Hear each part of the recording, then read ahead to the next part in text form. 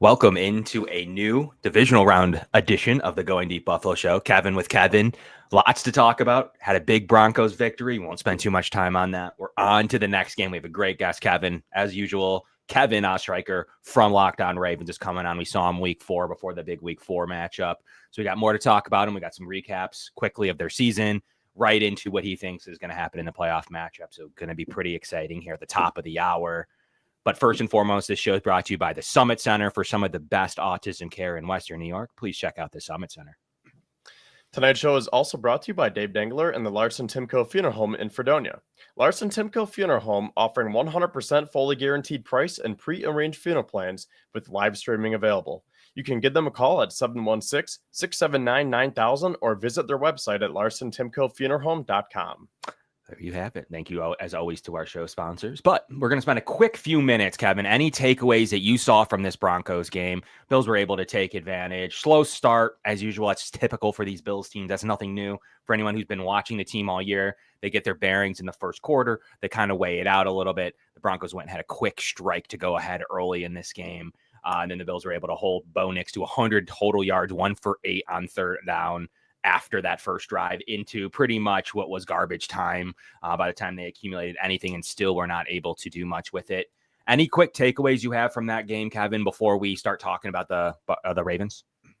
Yeah, I do. So my first takeaway was that the Bills essentially dominated that game for 4 quarters, and it really only felt like 2 quarters because of the score. It was 10-7 at halftime, but they were going on these long sustaining drives, and although they only had 10 points to show for it at halftime, you just really felt like they were in control of that whole game. And I didn't even realize until after the game that the Bills held the Broncos scoreless for 57 and a half minutes. So Bo Nix opened things up with that 43-yard strike to Troy Franklin, who, by the way, I remember we were talking about him during draft day. I was like, man, that would be great if the Bills could get Troy Franklin. So it's cool to see him reunite with his college quarterback. And I think that they're going to be a very good pair moving forward. And I think the Broncos are going to be a good team in the future. But that was essentially the only glimmer of hope that they had all day, because then the Bills slammed the door. And look at this right here. That's the time of possession. The Bills had the ball for almost 42 minutes of that game. And as I was saying, they really controlled the clock. They went on those long drives, and then they started to get the points to show for it. And James Cook is proving why he is one of the top running backs in the NFL. And the Bills' offensive line continues to prove why they're one of the best in the NFL as well.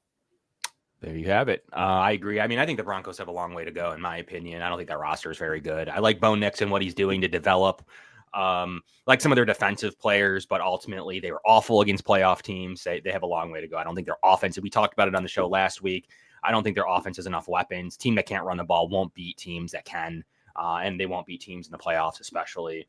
I don't really think that they got a long way to go, in my opinion, to continue to get better. Troy Franklin showed a little bit. I mean, he was useless all year.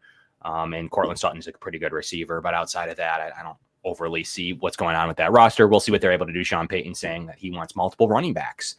So we'll see what that Broncos team looks like in the future. And we'll see if they could running back, like they could seriously be good. Like their defense is very, very good. And I know that the Bills put 31 points up against them, but again, they were leading the league in sacks. They had 63 on the season. They had 4 players that had 7 or more. And I think that they're very stout. You know, Patrick Surtain's on the back end there. Riley Moss is a nice boundary corner on the opposite side. They have some nice safeties. I just think that if they get some running backs and a tight end and probably another wide receiver to pair with Cortland Sutton, they're going to be pretty good, because Bo Nix, I mean, we were talking about it going into the game. It kind of felt like the 2018-2019 Bills, where now you need to surround your quarterback with more talent. But I think that the Broncos are going to be there eventually, but luckily it's not this year. Yep. Luckily, it's not this year. We'll see. They have Joe Burrow to fight with next year. There's still plenty of teams there that they're going to be competing with. I think they got a long way to go. So we'll see if Bo Nix does take that next step that some of the quarterbacks have, or we'll see if he regresses like a Mac Jones. But there's still plenty of times to tell how what happens within the Denver organization. Them allowing 30 points per game to playoff teams is the thing that I have that doesn't show me much hope. So we'll see what they're able to do in this offseason. And we'll see if they're back. We'll see if they're back in the wild card round or better. It'd always be great to give the Chiefs some competition. But as we look forward to the Ravens game now, everyone's here to talk about the Ravens. I put a poll up earlier. I was just curious everybody's mindset, and people pretty much spoke to me. They want to talk about the Ravens game. That is what they're interested in. That's what they're interested in consuming. That's what they're interested in hearing. So I only want to spend a quick 5 to 10 minutes on the Broncos, Kevin. But as you kind of see the all-encompassing matchup with the Ravens before we get Kevin on here in 15 minutes, what are some of your initial reactions, initial thoughts with Baltimore coming to town with this 8-degree weather, possibly snowy? Last time they came here, we saw the infamous pick 6. I guess talk to me from a high level what your initial thoughts are as this game starts to develop more. I mean, it all comes down to Sunday. After everything that the Bills have gone through this season, after everything that the Ravens have gone through, all the discourse that we've been seeing, right? Like Twitter's just been erupting lately between Josh Allen and Lamar Jackson, the MVP, the All-Pros, whether the Ravens are too big of a matchup for the Bills going back to that Week 4 contest, which the Ravens won handedly 35-10. Well, you know what? You can forget about everything because it all comes down to Sunday at 6:30. You have Ryan Fitzpatrick as a legend of the game. The elements are going to be there. The crowd's going to be there. I don't even know how to put it into words because it is just going to be a scene. You have to be there on Sunday. Yeah, I mean that's all you can kind of say about the high level vision of this game. I mean, it's what the NFL has been rooting for, right? They want 2 MVP candidates going back to back. They want that kind of action. They want that kind of notoriety. They want to see what that looks like. And then they're going to get a Mahomes, most likely a Mahomes versus Allen or a Mahomes versus Jackson. So ultimately, double distance on the games, double Tony Romo.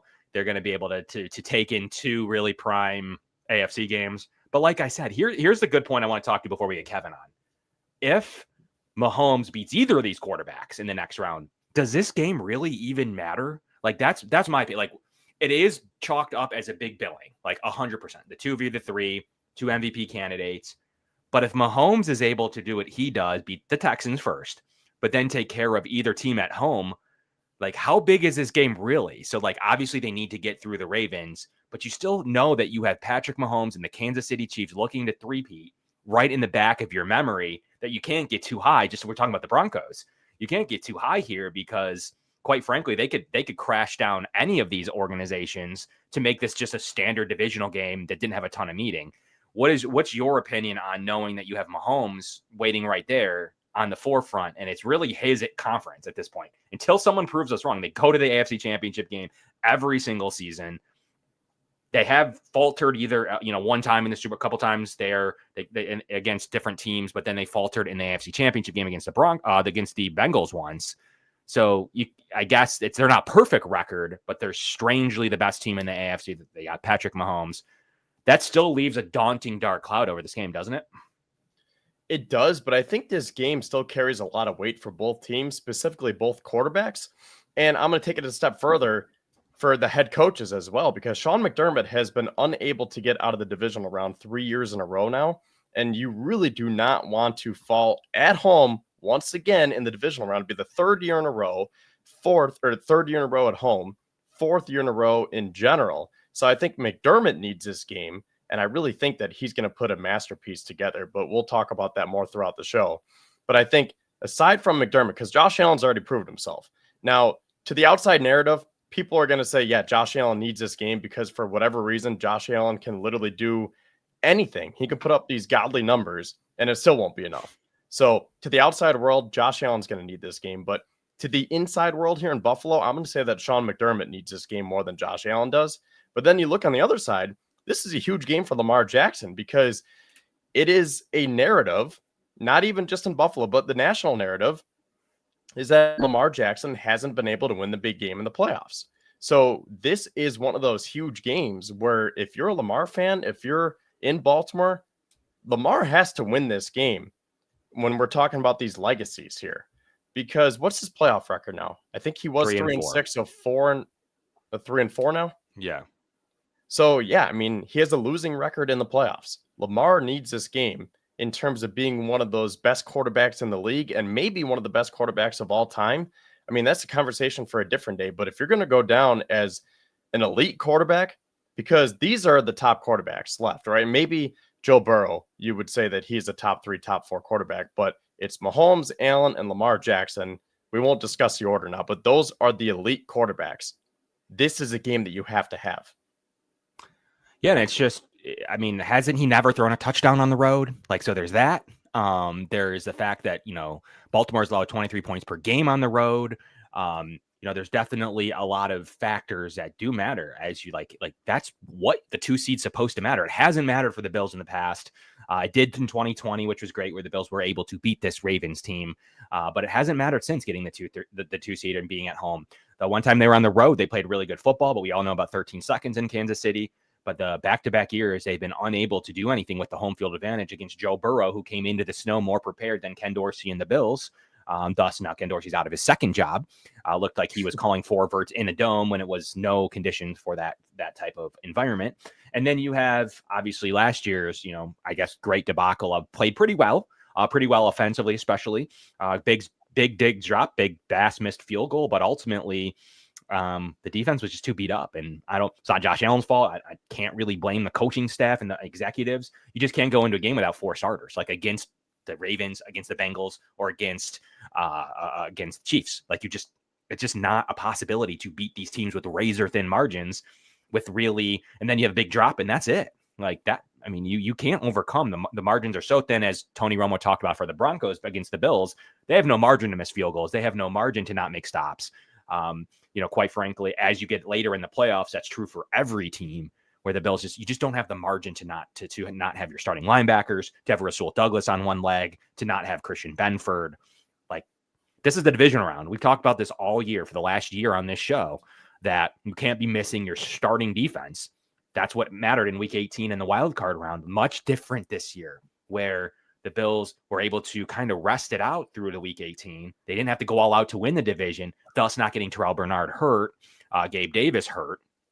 And then into the wild card round, where, you have players that, drop in that game too. So ultimately, it's a different set of circumstances as you reach the divisional round this year. And they're going in, it looking like fully healthy, depending on Ray Davis, but it does look like he was out there in limited fashion for the walkthrough, which is great. Other than that, Codrington's back. No other things to note on the injury report. On the Ravens side, they're fairly healthy too, but could be, or without it, with a severely limited Zay Flowers or a completely out Zay Flowers, Kevin. That's an initial big loss. That's like the Bills being without Khalil Shakir. Like, we saw what that looked like without Khalil Shakir and Amari Cooper earlier this year in week 4. That's a pretty big loss. Yeah, so let's talk about some of the injuries now, because the narrative this week that I've been seeing on Twitter a lot is that back in week 4, the Bills were without their whole middle part of the defense. You had no Matt Milano, no Terrell Bernard, and no Taron Johnson. Khalil Shakir got hurt, and was it Taylor Rapp who got hurt during the game as well? I think Rapp exited the game. During the game, yep. Amari Cooper wasn't a Bill.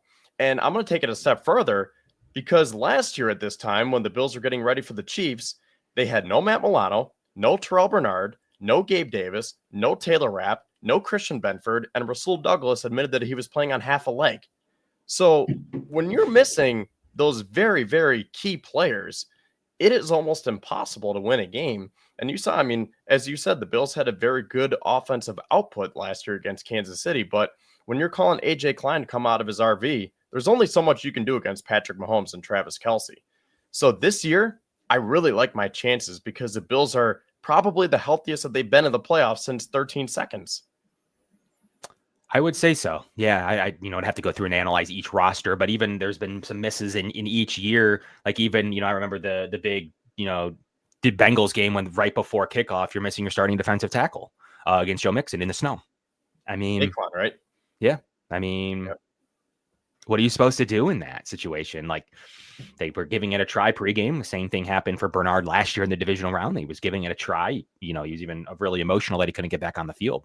Like, at some point, these guys need to be fully ready and good to go. You can't make it so far. Like, the Bills are a different team with Terrell Bernard. I'm not saying that he is the number 1 linebacker in the NFL. That's never what I said. But if you watch him between the ears and what he can do to line his players up for success, it's like nothing else we've ever seen in Buffalo. He is really that good of a play caller of Sean McDermott's defense. So that is also, he did play. Von Miller played that game. I don't know. That's a big misconception on week 4 that Von Miller did. He did. the game script, so he didn't play much. He played like 7 or 8 snaps, but they were up big. I don't think there were many pass rush situations, but he was active, and then he got suspended right after that game into Houston. So, but yeah, they didn't sign Phillips and Jefferson. That part's true. So there were many tweaks to this defense. It's just a completely different lineup from start to finish. The point could be, though, that Von Miller only got a certain amount of limited snaps because of the game flow. 100%. That could definitely be a thing. So you're getting back a pass rusher who, if you get up in game, you can certainly use Von Miller. We'll see what they do with De'Aaron Contain. He's been really good at times since he's come back from his suspension and even before. So, you're going in with a full strength defense that the Bills haven't been able to see in any of the past divisional rounds in many years. So I think that's a pretty big no going into this game. And ultimately, look, like the Ravens are a different team on the road. And I mean, you can even argue the Bills are 5-4 on the road. As how much is that a thing or not? It's tough to say. Like, it's tough to say if that's an actual stat that people care about, but both teams have different numbers when they're on the road. So that's first and foremost. Eli Ankou was cut today for Anthony Brown, the practice squad quarterback who's mimicking as Lamar Jackson at the current moment. Anthony Brown had a nice preseason. He came in super late in August.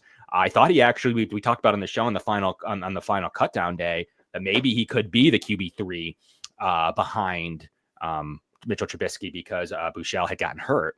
But they went with, obviously, late, just not many hours later, they went to Mike White. But, Anthony Brown is back now as QB4. But he did show to learn the offense for the Bills, and now is going to help them hopefully game plan. So he's in a pretty big role right now. So the Bills had to cut Eli Ankou in order to roster Brown, who was on the Cardinals practice squad for the majority of the season.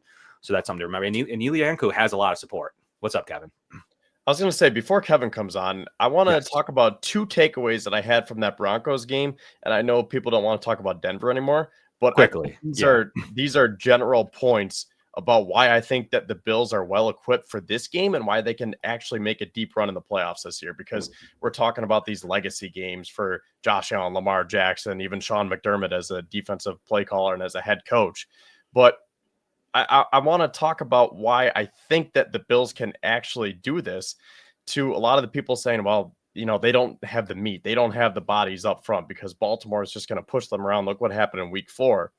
And my 2 points are, number one, this is the most well-balanced team that Sean McDermott has had in his tenure. I mean, he's been talking about complementary football ever since he got here. And this is the most two-dimensional that they have ever been, because they are winning up front. They are physical, and they can win in multiple ways now. When you're seeing James Cook, 23 rushes, 120 yards, and a touchdown. Josh Allen has 8 rushes for 46 yards. Ty Johnson does his part, and that leads me to my next point, is that the unsung heroes for the Bills are Matt Collins, Ty Johnson, and Alec Anderson, because those are those tough, gritty guys who will do whatever it takes to win. And someone like an Alec Anderson, he's the 6th offensive lineman, but he's been coming in crucial situations, and he's helping pave the way for James Cook. And that is really opening up this offense, and is a big reason why they can play this complementary football and why they can beat you on the ground. They can run convincingly whenever they want to. And then you can still always fall back on Josh Allen's arm, because it's one of the best arms in the whole world, not even just the NFL. So I think those are my big takeaways. And again, we don't have to get into the Broncos game, but I'm just saying, when I walked out of the stadium on Sunday, I was like, man, I think this team is really different for those reasons, because, we were talking about the Bengals game and how Joe Burrow and Zach Taylor just outplayed and outcoached the Buffalo Bills. And I think that is the reason right there. Joe Brady has had a magnificent season as the offensive coordinator, and this is a very well-oiled machine, and this offense can just do so many things. Dan Orlovsky was saying that they had 9 different run formations against the Broncos, because it's been very simplistic for the most part, but now they're starting to opening things up. They had all these different formations. Reggie Gilliam played more snaps than he's been. And as I mentioned, Anderson's been a key piece as well. So it's just really, really fun to watch the Bills attack these opposing defenses in more than one way. And I think that's what makes it interesting is that the Bills are able to run the ball better than any of their teams in the past. Definitely under Dable. Ken Dorsey just didn't want to run the ball. Like, it was just a weird offense. It was successful at times. You had Josh Allen and you had some good receivers. It was, but he just wasn't successful at it. The Browns couldn't run the ball either. So ultimately, you're looking at an offense that now has a running back in Ty Johnson that is so versatile. He's a man beater. If the Ravens are going to run a heavy man coverage scheme, you're looking at somebody like Ty Johnson that is able to beat it. They brought in Amari Cooper. So the offense is going to be able to run a lot of versatile schemes. They're going to be able to do a lot of different things. And more importantly than that, honestly, more importantly than all of that is how good the O-line's been. We talked all the time about, you already mentioned it, how good the Broncos D-line was. A couple short sacks, not meaningful moments. The Bills didn't allow a lot of pressures. I believe it was only 5 total pressures from the offensive linemen, two of which didn't allow a single pressure. So, I mean, the Bills have had a successful offensive lineman all year, 210 yards rushing. The Bills are built a little bit differently from what we've seen in the past. And that O-line, yes, it isn't Josh Allen's best slew of weapons. It's still a good slew of weapons, not his best. But his O-line, we have to sit here and say it is the best O-line, at least the way they're playing at the moment, that he's had in his career. Between that, you're hoping for the best. You're hoping that you're able to come into this 8-degree weather. You're at home this time. And I think that that's what the biggest factor is in this game. And, week 4 was a long time ago for these rosters, both sides. And right now, I don't think there's too much you can take with how they look both ways. And then especially in a change of location. Do you think the 2 seed finally matters in this game? It hasn't mattered yet. Do you think the 2 seed will finally matter for the Bills? I think it could, but I don't know. I don't want to go that far because I know there is a narrative out there that Lamar hasn't been able to win the big game, especially in the colder elements in Buffalo. So I think there is some truth to that. I think what carries more weight is the fact that the Bills are healthy. Yeah. So I'm going to look at the injury report before I look at the 2 seed as a reason to why I'm confident for this game. Yeah. And ultimately, if I think from the looks of it, Ray Davis is making all of his play to be able to play. Could they call up Frank Gore Jr.? Yes. Will they give a single snap to him? No. He won't see a single snap. It would take another injury for him to get on the field. You can't give him carries and snaps and pass protection and knowing what Josh is doing in the highest moments of the season. He'd be there for emergency purposes only, like a quarterback 3. Ultimately, you would have a Ty Johnson. It would be 2 running backs anyways. You'd have a Ty Johnson and James Cook 50-50 share, I would say pretty much down the middle the whole game. But Frank Gore would be there in case of emergency. But if that happened and Frank Gore Jr. would need to play, Bills are probably throwing on every play. You're not gonna leave the second half in the balance of Frank Gore Jr. and not an MVP candidate in Josh Allen. I think it's more likely that maybe they don't elevate one, but I think that they just dress more defensive linemen, because this would be a game where it would probably dress 5, if not 6 defensive tackles, just based on what Derrick Henry is going to do. And that's something else that we will discuss further into this show is, well, I'll just say it right now is we're still waiting for Kevin. And actually Kevin just popped up. So the last thing I'll say is you can't let Derrick Henry dictate this game. I said that back in week 4, and that's exactly what they did when Henry ripped off that, what was it, like 85-yard run? And I said, well, there you go. So much for that. You have to take it out of his hands, score first. This is what we said last week.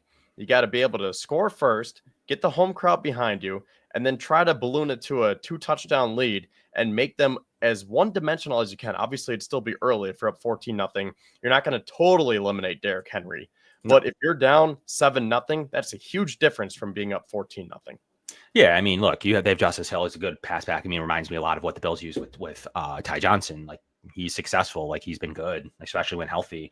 But you'd still probably rather him on the field. Even you take what you can. You can't just completely wipe out another team's offense, especially this late in the season. Maybe you can, but it's not generally a thing that happens in the NFL playoffs, where, especially with good teams, maybe you can in the wild card round when some of these teams just did not deserve to be in the playoffs. In my opinion, I still have an issue with so many playoff teams. But that's a debate for a different day. I just ultimately think all you're doing is watering down your product and possibly getting players hurt, but makes money apparently. But ultimately in the AFC, especially, you had a top 4, like clear top 4. I didn't know that the Texans would sneak in as the 4th, but They just were better than the Chargers, and their defense actually held them, and they have a good enough offense that they were able to dominate. But really, in my opinion, you have a top 3 in the AFC, and you've had a top 3. But I'm really excited to bring on a friend of the show, someone we've had on many times now, probably 5+ times. And I told him week 4, good chance they'd see each other. Didn't know if the brackets would line up that way, possibly based on whatever the Chiefs were doing. But they did. So for once, we both avoided the Chiefs in the divisional round and await them on the possibility of a conference championship. But Kevin, welcome to the show for the 3rd straight time, for the 3rd straight season. Really looking forward to getting Kevin on the show. And I said, this is how we left off last time, way back in week 4. I said, Kevin, we're going to have you on the show for a possible rematch. Sometimes you don't know if those are going to come true, but it was likely, especially later in the year, as very clearly with the Chiefs, they were the best 3 teams. So there's going to probably line up, if not this round, definitely next round. Are you surprised by this matchup? I'm not. It was due. I think after these 2 teams played in the postseason, now it seems like all those years ago in the divisional in Buffalo, it was time for another one of these matchups. And I know at the time we were talking in week 4, it was the Steelers at the top of the AFC North, and we were kind of wondering how that was going to all shake out. Baltimore clearly ended that debate last week, and now you have, in my opinion, 2 of the best teams in the league. I think the 2 best teams in the AFC facing off against one another, and obviously, whichever one wins, I just hope that they can finally beat the Chiefs next weekend, assuming they make to the championship game. I think so, too. I think most advanced analytics point to not only being 2 of the best teams in the AFC, 2 of the best teams in the league at the moment. Especially analytically, and maybe there's some credence to the Lions. There's definitely some things to be said for until someone offsets the Chiefs. But like, to me, they're very clearly the 3rd. But they, due to their play, they get potentially the easier matchup. I'm not going to say Houston's a cakewalk, but I do believe that they're very much probably even the 7th race back team left. So they do get the benefit of that, knowing that they're going to probably host a game. And this is what we started our show with, Kevin. I want to ask you this first before we get into the game. What about knowing that you have this dark cloud of the Chiefs sitting there for this monumental game in the divisional round? This is in the Super Bowl. And you have the Chiefs there. They're ready to three-peat. They're ready to go back to the AFC Championship game again. Like, knowing you have to go to Arrowhead after, a place where, honestly, they've beaten you. We're kind of in this big triangle right now, where I think the Bills match up better against the Chiefs. I think the Ravens match up a little bit better against the Bills. And then Chiefs may feel like they match up better against the Ravens. How do you feel knowing that you have that dark cloud of the Chiefs, even after an emotional Steelers game? Steelers weren't good enough. Then an emotional Bills game. Like, that's still hanging there, knowing that they're the dogs that everyone has to take down. Yeah, it's certainly a cloud there. And I think the Ravens love that mentality personally of like, I've talked to Ravens players and they've said, look, we don't want to go against a team that's limping or is this like weak team that, we just are the favorites by 20 points like they were multiple times to end the season. They want to go against the best. In order to be the best, you have to beat the best. That's kind of the mindset that they have going in right now. And I think all these teams kind of have that. I think Buffalo has that mentality. I think Kansas City has that mentality. So this essentially, I know a lot of people in Baltimore are calling it like the revenge playoff tour or whatever, because this is the hardest possible path, assuming that the Ravens do play Kansas City next week. If they do make it that far, it's about, okay, the Steelers, the Ravens weren't really in a rivalry with Pittsburgh over the last handful of seasons. Pittsburgh had kind of taken their lunch money. Well, the last 2 matchups, Baltimore took it to the Steelers and they kind of threw that away. Obviously, as we talked about, the divisional round matchup with the pick 6 and that whole situation, Lamar talked about it today, where he's like, he just watched the game, just watched the pick 6, and that matchup certainly looms large in his mind, and he would love to beat Buffalo. And then Kansas City is a team that has been the kryptonite for Baltimore, where the Mahomes and Andy Reid have dominated Lamar and John Harbaugh for the most part, and it's a chance to get revenge for the AFC Championship game or even week 1 on a much lesser scale of being able to go to the Super Bowl and be the AFC representative, which, again, Lamar wants it so badly. And for both these quarterbacks, it's been one AFC Championship appearance. I know whichever team loses this game, there are going to be plenty of questions about the future and, whether that's from a personnel perspective, a coaching perspective. I think that both teams are in similar spots. But the playoff stats do favor Josh Allen. And I think that for a narrative surrounding both these quarterbacks, a win would do wonders for them. Plus, I mean, every year you don't win the Super Bowl with Lamar Jackson or Josh Allen on your team. And that's a year wasting of the guy's prime. And you can't do that when you have such a special talent like those two guys.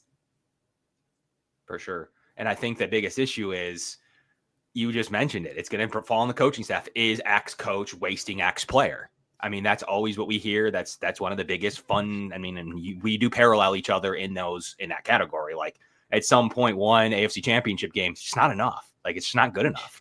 Right. It's not a fun offseason for those. I think that's one of the bigger, not that it's like overly narrative based, but one of the bigger talking points is that sucks. So whoever isn't going to make it there has to listen to that probably pretty loudly. He can't beat Lamar Jackson now. Now he's firmly, Josh Allen is even better than Joe Burrow. So now you're firmly won in 2020 when no one else was there beside the Chiefs. You still weren't going to beat the Chiefs anyway. So you have that big cloud. Can Sean McDermott? You fire Sean McDermott, which they wouldn't do. So ultimately, you have all that discussion over one result on Sunday night. And I mean, probably equally so, you could speak better to the Ravens side of it. Like, if they're unable to do it and Lamar drops to 3-5 in the playoffs and similar stuff. Now, he can't get it. He's great in the regular season. Can't seem to get it done against these top guys. Like, that sucks too. So that's equally as bad of a narrative that you're going to have to deal with all off season, which coach, I don't know, would the seat be warm for Harbaugh if they lose to the Bills and they can continue not to beat a good playoff team? I guess we'll start there. I would say it would be warm, definitely. Yeah. I don't think that they would make a move because it would have been a different conversation if they had lost last week. Yeah. But I just think for me, I'm so growth-based in the playoffs where it's like one AFC Championship game, like you said, it's not good enough. And, I mean, are you content with just losing in the wild card or divisional every single season? Like, that's clearly not good enough. And for Lamar Jackson, he just turned 28.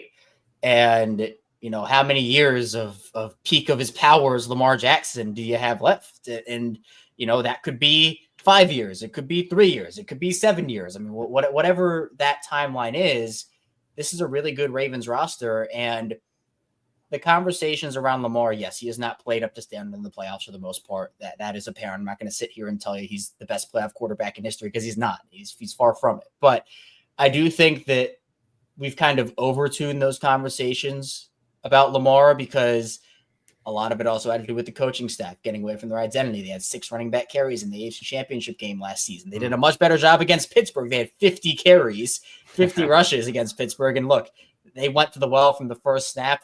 Steelers couldn't stop it. And they said, yeah, you're not stopping it all game. And that's how they won.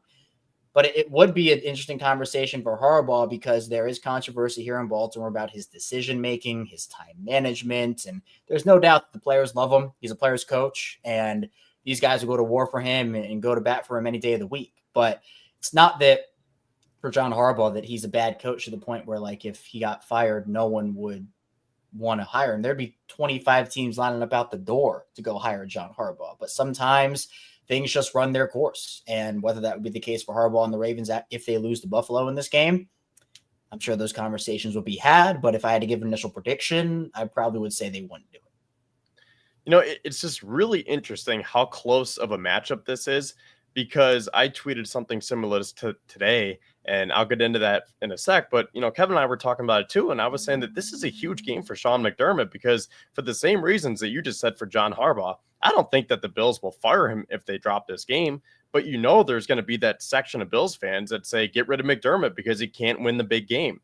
So I would argue that this is more of an important game for McDermott than it is for Allen. But to the outside world, to people who don't actually watch the game as much as we do, Josh has already proved himself. But to them, he could put up, 10,000 total yards and it still wouldn't be enough.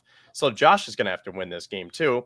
And like you were saying, Lamar is going to have to prove that he can be a winning quarterback in the playoffs and not have a losing record. Because if he drops this one, he goes to 3-5. So that being said, what I was tweeting today, I said that the average weight of each starting offensive lineman, the Ravens is 325 and Buffalo is 320.8. So I was kind of surprised because I figured, you always hear this talk about this tough physical brand of football that Baltimore plays. So I wanted to look into it a little bit more. And I was like, really? They only weigh about on average 4 pounds more than the Bills do. And the Bills have proved this year that they can play just as tough and physical, because if you saw that game last week against Denver, I mean, they really won up front. But the difference is Baltimore has a 247-pound human wrecking ball for a running back, a 300-pound fullback, and you guys have the number one run defense. But you look at it from the Bills side, Josh Allen is also a wrecking ball in his own right. He can truck linebackers. He's probably the most physical quarterback in the league. And Kevin and I were talking about earlier how the Bills have been using Alec Anderson consistently well as that 6th offensive lineman, and that's really helped pave the way for James Cook. And they also use multiple different run formations against the Broncos this past week. So I feel like every way you look at it, it just kind of cancels out, right? Like, it's hard to compare Derrick Henry to Josh Allen, but for the sake of this conversation, you would say, okay, Henry and Allen cancel each other out. And then if you want to talk about Patrick Ricard and Alec Anderson, maybe those two could balance each other out. And then the number one run defense against Joe Brady's offense that is two-dimensional. And then from the standpoint of they both use multiple tight ends. So it's just like every way you look at this, it just seems like it's going to be a back and forth game. So before we really get into the X's and O's, could you just speak on that a little bit more? And I'm curious to see your thoughts. Yeah, I mean, this is going to be a smash mouth physical football game on both sides. I do think that when people think Ravens, obviously it is that brand of football, but I mean, Buffalo plays that way too. And you mentioned it with kind of how physical Buffalo's offensive line can be, and whichever team ends up out physicaling the other is probably going to win this game. I think that's one of the biggest keys for both of these sides, because the way that Derrick Henry and James Cook get going, I think they're both players that get more dangerous as the play develops further and further. We're obviously both guys, they can do one cut, they can do all that stuff with the line of scrimmage, evade tacklers and pick up positive yards. But Derrick Henry specifically, he gets more dangerous as the play goes on, because it is like he's a human wrecking ball. And as that ball starts to swing and gain momentum, it's harder and harder to bring him down. So when you get to the second level of the defense and the third level of the defense, it's going to be a matter for Buffalo's defense of getting guys who are willing to come in and hit him. And I know I'm not made for that job. If Derrick Henry was coming at me in 20-degree weather, I'm getting out of the way and saying, have fun in the end zone celebrating. But these guys are going to have to put their bodies on the line. And that's the same thing with Baltimore's defense, where you're going to have to work through some physical offensive line combinations. The Bills going to get their guys to the second level to try to spring James Cook free on a lot of these plays. And not only that, but as you mentioned, the Bills can use those two tight end personnel sets and multiple tight end sets to either work play action off of, which Baltimore's done and Buffalo has done, I think, pretty well this season. And it's not just a matter of, hey, we're going to put 4 receivers on the field or passing the ball. Obviously, Josh, the QB draws and short yardage situations, things that both the Ravens and the Bills excel at. So you're right. You kind of look at it on paper and, yes, the Bills run defense season-wise has been 19th in net yards per attempt. And you can look at conversions, third down, fourth down, red zone, and all that. But I do think that they match up pretty evenly well. I mean, I've been kind of saying on my show on Locked On Ravens that it's a toss-up in a lot of different ways, but it's going to come down to which team can stop the other on the ground and which team can out-physical the other one. Yeah, I think that's where I'm at too, because as much as I keep going back and forth and saying, okay, these kind of balance each other out, that's an even draw right here. The one thing that kind of sticks out to me is that I believe that the Ravens used 6 offensive linemen against Pittsburgh, yes. Right? I don't know if it was consistently throughout the whole game, but they had 7 players, including Ricard, who weighed over 300 pounds. And if they do that, on top of, you also sometimes put 5 guys on the line of scrimmage on defense as well. So if they put an extra lineman on offense and or defense, that could be the deciding factor, because as people are saying in the comments here, this game really will be one of the trenches. I 100% agree. And to your point about the 6th offensive lineman, they used Josh Jones, a Houston offensive lineman who was with the Texans and the Cardinals. I think he was a 2nd, maybe 3rd round pick, if I'm remembering correctly, a couple of years ago. He was on the field for 15 snaps, and they would report him as eligible and have that whole conversation happen before the snap. But they were using him in a lot of different situations to either spring Derrick Henry free, collapse on plays, move bodies. And that's what the Ravens are going to try to do to the Bills. And I know the Bills have a bit of a lighter defensive line, and I know the rotation has changed since these two teams last played. They brought in a couple of familiar faces. I know Jordan Phillips is one of those names, and it's a different defense than what the Ravens saw in week 4. I mean, obviously when you have 3 of your top defenders out, it's going to make a difference, but it's a matter of being able to key in on this running game. And in terms of even stopping Lamar Jackson and Derrick Henry, we saw the Steelers do in the wild card round was they went all in on trying to stop Derrick Henry early. They sent all their bodies at him. They essentially said, Lamar, you're going to be the one. You're going to be the one that has to pull the ball. And he did. And he was picking up 8 yards, 12 yards, 13 yards, 7 yards. He was gashing. And so in the second half, Pittsburgh had to adjust and had to take away that option. They had guys scraping down and obviously fill guys. And the Ravens just said, okay, well, now Derrick Henry, it's your turn. Like, now you can go and feast. And that's what happened in the second half. So it's about gap discipline. It's about filling your assignment and team football. I mean, that's the big thing. And it's been kind of how you defend against some of these teams like Baltimore and obviously Buffalo with their potent run game as well. If you don't do your assignment, and it's not all about you have 12 tackles in the game. It's about freeing up the guy behind you to go make a free tackle and have a free running lane for them to get to a guy. So the Ravens will go heavy and the Bills will have to match. I know Buffalo loves nickel. They love playing base. It's just going to be a matter of them sizing up and being maybe a bit uncomfortable in their packages. But I think it's the only way that they're going to be able to consistently try to slow down this Baltimore run offense. Yeah, I think that's a good point. And we talked the last time in week 4. I mean, look, Baltimore lost their first 2 games. They scraped by Dallas. And we talked, Baltimore at the time needed it more, period. Like the Bills division stunk. Didn't fully know that yet, but there were some signs pointing to that the AFC East wasn't going to be good again. There's just so much bluffing of the top other 3 teams in the division. And the Bills went in. They went in shorthanded. Like you mentioned it, 3 of their best, especially best players around the line of scrimmage. Taron Johnson is an extremely underrated run defender. He's a really good slot corner, but the reason the Bills are comfortable in nickel is not because they're so stuck in their ways and they won't change. It's because of him. If he wasn't on the roster, they'd play more base, period. He is that good and a big mismatch that like he can win at the line of scrimmage, but then he can cover. So ultimately, if something happens where he's now in coverage, the Bills feel really good about that situation as compared to maybe Dorian Williams, who can't cover. So the Bills will feel a little bit better in that situation to where, yes, maybe against Henry, they'd have a little bit better of results with Dorian on the field, maybe. But ultimately, such a liability now with Likely and such a liability with Mark Andrews, it starts to matter. And the Bills still feel comfortable enough that the net difference in run losses isn't enough to take him off the field. And I still think you'll see Dorian at times, maybe against the 6 offensive linemen. But outside of that, they're really going to limit the amount that they take him off the field. And it was one of the bigger losses was Terrell Bernard. It wasn't even Matt Milano the first time these team played. Terrell Bernard calls this defense. He moves the defensive lineman. You can watch some clips over by my guys at Cover One where he literally moves about split seconds before the snap and equals success.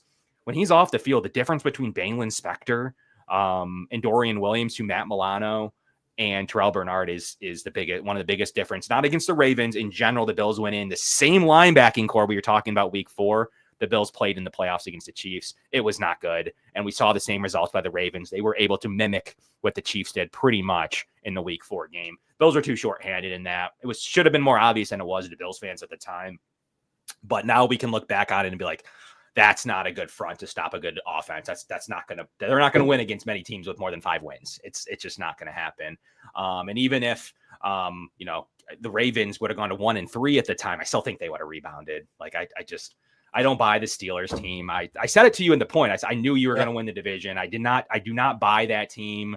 I never do. I watched them in the wild card round against the Bills last year. And I'm like, that's just not a good team. Like Russell Wilson's a little bit better than Mason Rudolph, but ultimately it's not a good team. And I really thought it took you a little longer than I thought. You had that 3-3 stretch. That was like, all right, what's going on there from week 8 to week 14?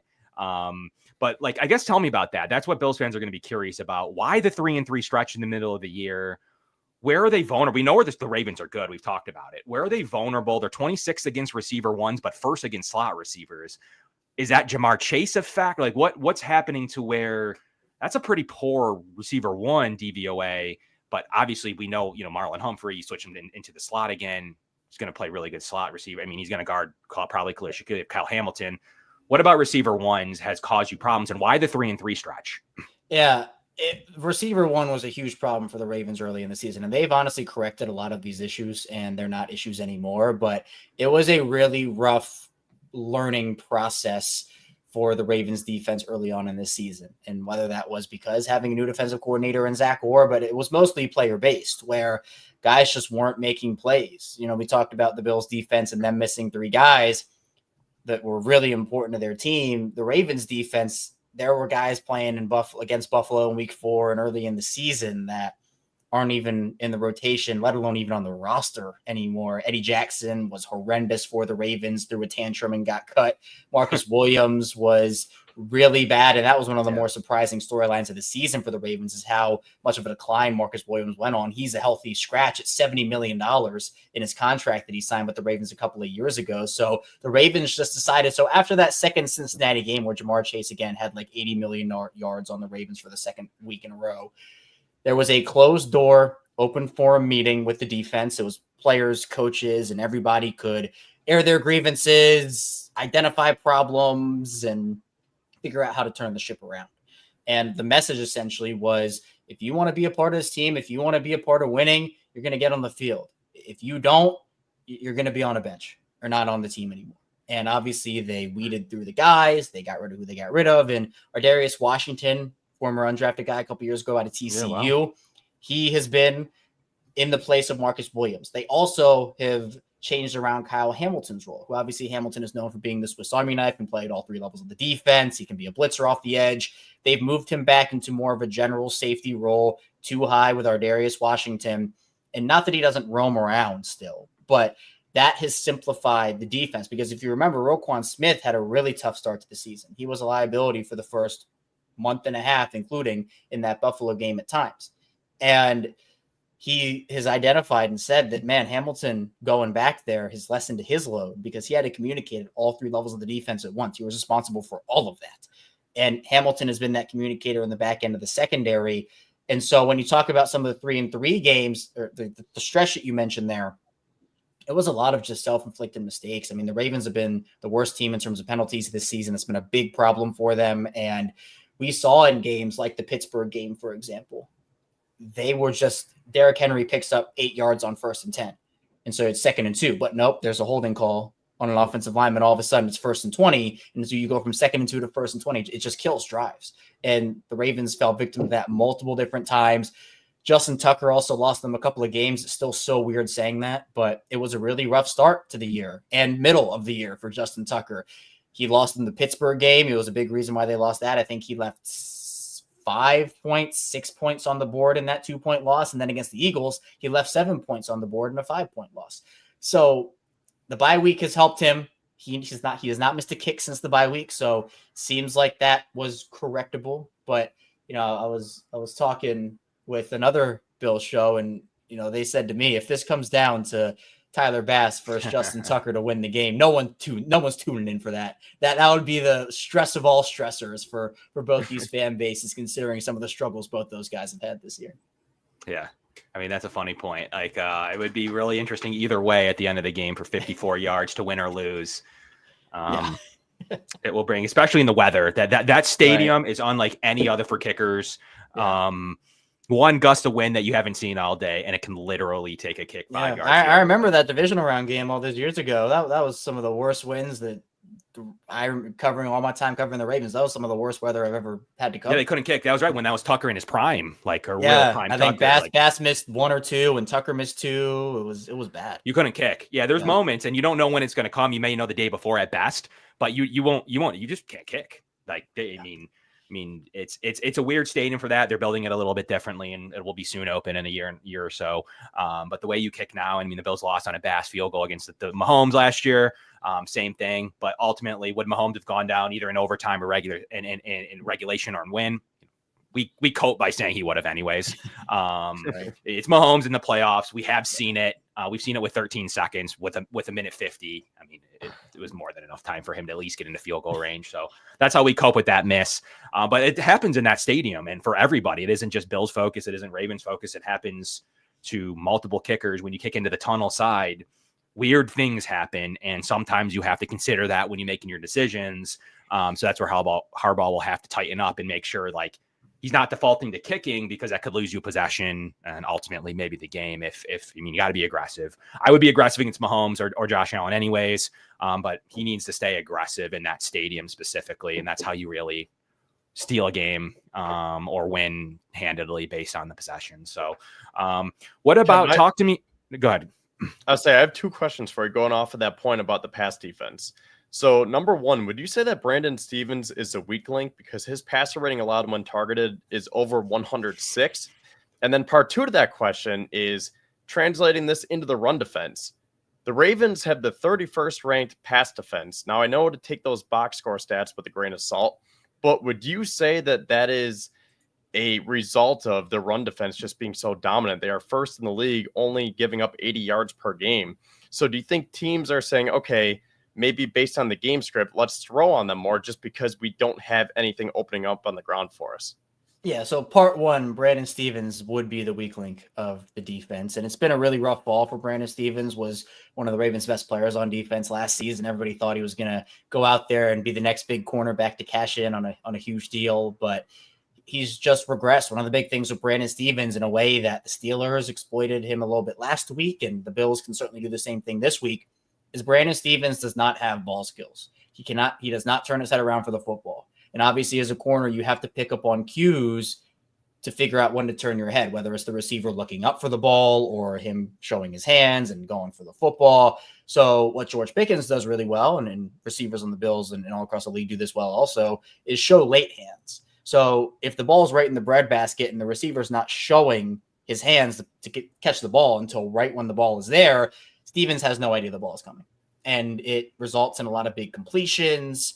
And that's really been the biggest issue there. Brendan does a lot of things well. It's just like he plasters the guys well, he sticks, but it doesn't matter when he doesn't know where the ball is. Very and sticky.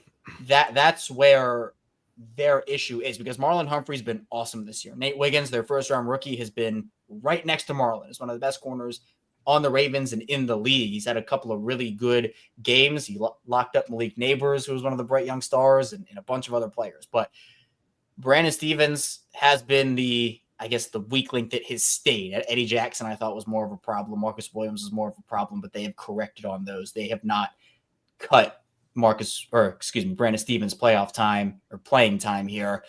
And I know there have been arguments, honestly. The Ravens traded for, I know a guy you know well over in Buffalo, Trey White, who has had moments in Baltimore. Obviously, he's not the Trey White that, Bills fans knew and loved in his prime, but it's tough. The injuries did that to him, and he's had some moments, but I don't think it's that big of a boost from Trey White to Brandon Stevens. So you have to essentially live with it. The Ravens will play 3 DB packages, and that will be what it looks like. And then the second part of your question is, I think it does have some level to do with the Ravens' run defense being so good, because especially early on in the season, teams couldn't run on the Ravens. And so the only thing they could do was throw the ball, because every run was going for 1 yard, 3 yards, -1 yard. Like it wasn't happening. And then game script for the Ravens early in the season, their problem was closing games. And so the Ravens would get out to leads, and then the opposing defense would say, well, we're not running the ball effectively, and we're down by 7 or 10 or whatever amount of points anyway. We're going to abandon the run and just throw the ball a ton. So that's why, for me, I do my, defensive stat categories and where I rank teams based off of net yards per attempt instead of total yards, because I think that, again, if you have 100 passes versus a team with 500 passes, the team with 500 passes is going to have more yards than the team with 100 passes. But if the team with 500 passes only gives up 2 yards per attempt, and the team with 100 passes gives up 15 yards per attempt, then that's a worse pass defense. So that, to me, the Ravens, they're 13th in the league. They have climbed all the way back. They were 32nd, 29th, 30th for like a month and a half. They climbed all the way back to be 13th by the end of the regular season. So it was a massive turnaround for them. And I think that's why I kind of love speculating on this matchup and kind of identifying things, because these two teams are so different. We've talked about it, ever since I came on here couple 20 minutes ago. It's been like, yeah, these are two different teams, and you can take away player tendencies or nuances or little things here and there from week 4 for both sides, but it's not going to go the same way it went week 4. Yeah, it'd I be agree. foolish to think that way. I don't think the Bills will look at that game and be like, oh, we could take this out of it. And equally so, I don't think the Ravens would want to do that either. and say there's so much they can take out of it. Maybe besides some successes that they had. Other than that, there's probably not a lot you can take out of it. It's just a different personnel grouping. So you can't really assume the Bills feel comfortable now and they play a little bit more man at times than they have in the past. But they still will rely on zone if they have the right players in there. So ultimately, it's a tough unit. And they blitzed a lot. Like they blitzed a lot down the stretch, more than I've ever seen the Bills blitz under Bobby Babich. So it's going to be interesting to see what they do with run blitzing, what they do to stop the run. They may sell it against the run. And one thing I was going to ask you too was the Zay Flowers injury. The Bills may just say, we're doing everything inhumanly possible to keep Henry to 80 to 100 yards.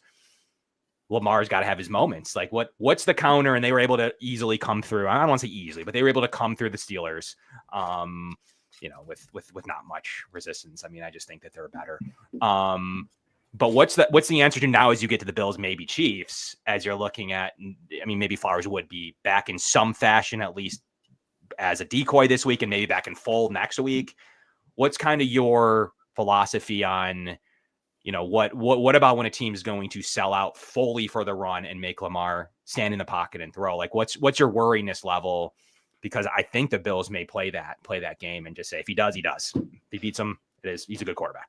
And I think that might be what they have to do. And, I think over the years, that strategy maybe would have worked in the, maybe third year Lamar, fourth year Lamar, but it doesn't really work that well anymore. And I know Von Miller went on the Let's Go podcast and, talked about how to defend Lamar and what it's like defending a guy like Lamar. And he said that you don't want to be too conservative in your rushes, but you also don't want to be too reckless at the same time, because either way, Lamar will make plays. That's what he said. He's going to make plays. And talked about cage rushing. Obviously you have to do it at some level and you take some things away from trying to box a guy in like that. But if you do it every time, it's not going to be effective, because obviously cage rushes, it's not your primary goal for all players to get to the quarterback. It's to set up that box and say, you're not going anywhere. You're staying in that pocket and you are going to beat us with your arm. But the thing is, there was always, excluding MVP season Lamar first time around, and obviously last year as well, there were always some level of ways that you could spam something to beat Lamar Jackson. That Miami game all those years ago, it feels like now on Thursday Night Football, the Dolphins just ran cover 0 the whole game, and it caused one of Lamar's worst games of his career at that point. Yep. But now if you blitz Lamar, he has evolved and now takes short check down options, and obviously blitz beater plays. The Ravens call those a lot more. Lamar was a fine deep ball passer the first couple of years of his career, first 4 or 5 years. But last few outside of this year, he ended up being one of the worst deep ball passers in the league. And that was something that we all identified here in Baltimore, saying that has to improve. And now Baltimore's able to push the ball down the field with a lot more efficiency. So I think for the Bills, it's about quick wins. If you blitz 7 guys, Lamar will just beat that and he'll take a check down option. But if you can rush with 4 or 5 and Ed Oliver can win quickly, or Von Miller can win against Roger Rosengarten quickly, that to me is the best way to stop Lamar. But there's always, it's a plan. It's more of a plan to stop Lamar, because you obviously have to get there first of all. Then you actually have to get him to the ground. It's the same thing with Josh Allen, where like both these guys, it takes more than just winning your rep against an offensive lineman and saying, oh, hey, the quarterback's going to stand still for me. Lamar and Josh don't work that way. They are going to extend plays. They're going to make things happen. And that, to me, I think is the challenge of going up against quarterbacks like these. And it's the way that the league is going. I think Lamar or Josh, they're setting standards here. And the league is following suit, because it's the way that teams should be trying to build the quarterback position, because it's the most effective way, as we have seen, even with Mahomes and how the Chiefs have been able to use his escapability. So you can cage Lamar Jackson in. It might be what they have to do. But if it comes down to them trying to do that every single play, even if Zay Flowers doesn't play, which he didn't practice on Wednesday, they still have enough good separators in that receiving core and on that roster for Lamar to let things develop it and just let it rip. Do you think it's going to be it's true. So you can cage him in and think that's going to work. He's going to eventually, maybe work for a quarter, but he's going to eventually win. So ultimately, but I think he's going to win just like Josh will anyways. Like, are we going to get a quarterback slugfest? Or are we really going to get this rock'em sock'em run game? Are we going to finally see some true quarterback play like Allen has done in the past with Mahomes? Or are we going to really see this run, maybe good play, run? Like, what's your prediction on, are we going to get this MVP game? Or are we truly going to see more of a team game? Who's playing better defense? Like, what do you think?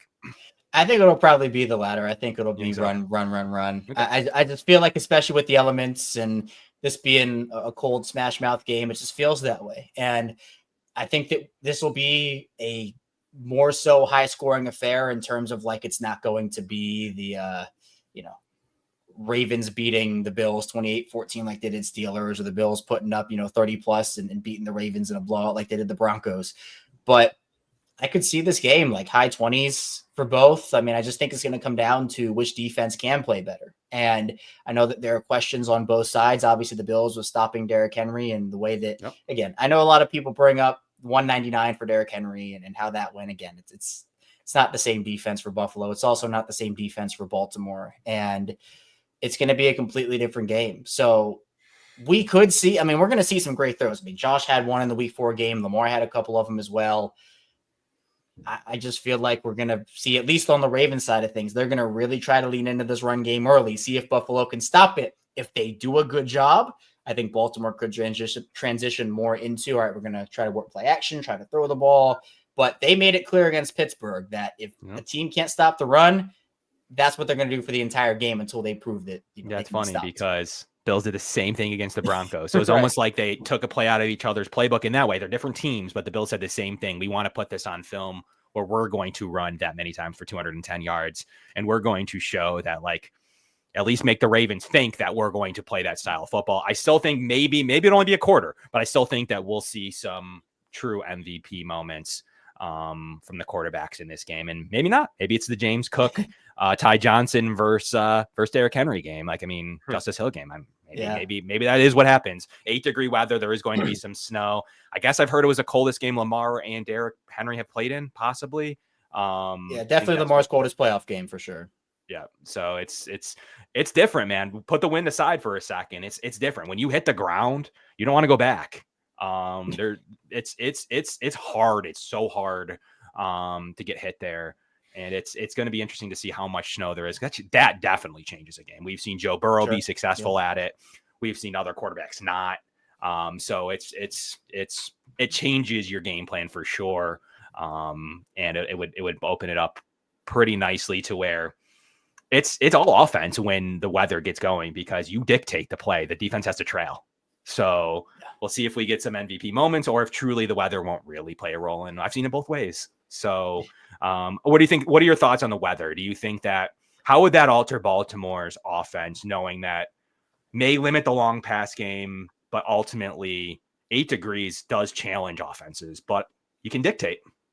Yeah, I think it would honestly have Baltimore lean more so into the run. I just feel like that's what they're going to want to do. And that would mean 6 offensive linemen, Patrick Ricard coming in for all those plays. And I think that the way that the Ravens can really take advantage of their own passing game is if it does work. And then, you get to a 3rd and 3 and you're like, okay, bring Derrick Henry in, bring the 2 tight ends in, and just run play action off of that, because they will have to identify where that ball is going. And with the Steelers, one of the things that they didn't do well is they didn't identify where the ball was. And that's what you have to do against an offense like this, where we saw 4 guys go with Lamar Jackson and Derrick Henry has the ball, and all of a sudden you're down almost a third of your defense against the guy you have to have all hands on deck for. It's the same thing with Josh. Both Lamar and Josh Allen have gravity, where you always have to account for them on the field. And if you run the risk of not going with them, then if they have the ball, it's game over for you. But if you do go with them, both these offenses have enough skill position players, enough talented skill position players to make it a nightmare on the defense as well. So that's why I think that it's going to be a high scoring game in terms of like a close shootout type game, which I think, again, that's what the NFL wants. The NFL doesn't want these 10-7, that wild card round, man. They don't want that. Blowouts. They don't want that. They want they want Chiefs Rams from all those years ago. They want the 70-60 games. So I think it's going to, the NFL. Are they going to be in for a disappointment though? Are they going to be in for the Derrick Henry, James Cook game with the quarterbacks? Oh man, that wouldn't go well over with the other fan bases, I don't think. If that gets stuck with a running game, 40 carries each, that's probably not what people are tuning in for. But each team's trying to get to the Chiefs. Do you think the Chiefs take care of the Texans, or do you think there's some hope that either of these teams could have a home game? I think the Chiefs will win it. I just, Chargers have their own issues, and I thought they were going to win, but it's the same old Chargers. So Houston, CJ Stroud has taken a step back, and part of that has obviously been their offensive line has just been beat up all season, and they lost 2 of their top 3 receivers, or I guess 3 or 4 if you want to talk about Deontay Johnson, who I never want to talk about again after this season, after everything. And now he's back with the Ravens. So, of course, we have to talk about him here in Baltimore. You sure again do. now. Yeah. So Texans they're a gritty team. Their pass rush is awesome. And I guess if there's a way to beat the Chiefs, they've had issues at tackle all year, with Jawan Taylor being Jawan Taylor and them having essentially a rotating door at the left tackle spot. So Will Anderson, Daniil Hunter, if they can get it going, there's hope. But playoff Mahomes is different. So, you never know what happens, but yeah. Do you want to get the best? So do you want to go with the path Steelers, Bills, Chiefs? Or do you want,